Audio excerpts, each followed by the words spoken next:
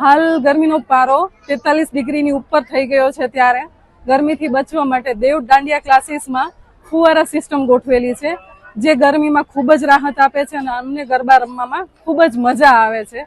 ગરમીનું પ્રમાણ થોડું પ્રમાણમાં અમને ઓછું લાગે છે. ખૂબ જ બફારો હોય છે. 5 વાગ્યાની બેચથી બચીને અમે રાતની બેચમાં આવીએ છીએ અને ત્યારે પણ બફારાના કારણે અમે પૂરતું રમી નથી શકતા. પણ જ્યારે ફુવારા પદ્ધતિ ગોઠવી છે ત્યારે અમને ઘણી બધી રાહત મળે છે. છેલ્લા 20 વર્ષથી રાજકોટની અંદર દેવ ગ્રુપ દાંડિયા રાસ ક્લાસીસ કરીને હું ક્લાસીસ ચલાવું છું. અત્યારે 43 ડિગ્રી તાપમાનમાં રાત્રે પણ ખૂબ જ બફારો થાય છે, તો ગરબા રમતી વખતે અમારા સ્ટુડન્ટને કઈ તકલીફ ન પડે એટલે ખાસ કરીને કુલિંગ સ્પ્રે સિસ્ટમ અમે એક ફિટ કરેલી છે.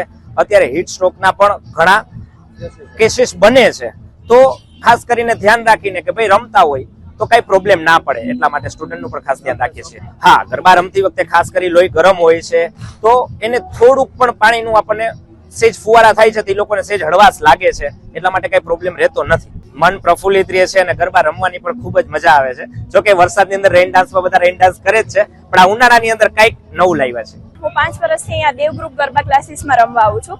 હમણાં 43 ડિગ્રી ગરમી જે પ્રમાણે ચાલી રહી છે એ પ્રમાણે માણસો દિવસે પણ બહાર નથી નીકળતા, અને રાત્રે અમે અહીંયા રમવા માટે આવી તો પણ પહેલા વિચારતા કે આ બધું શું, આટલી ગરમીમાં ક્યાં જવું.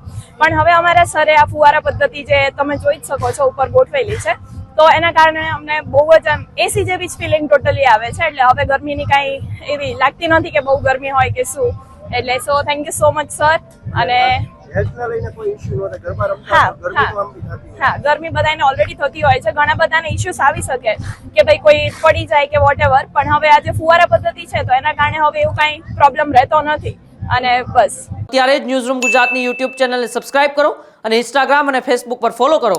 અપડેટ રહો, સત્યની સાથે રહો.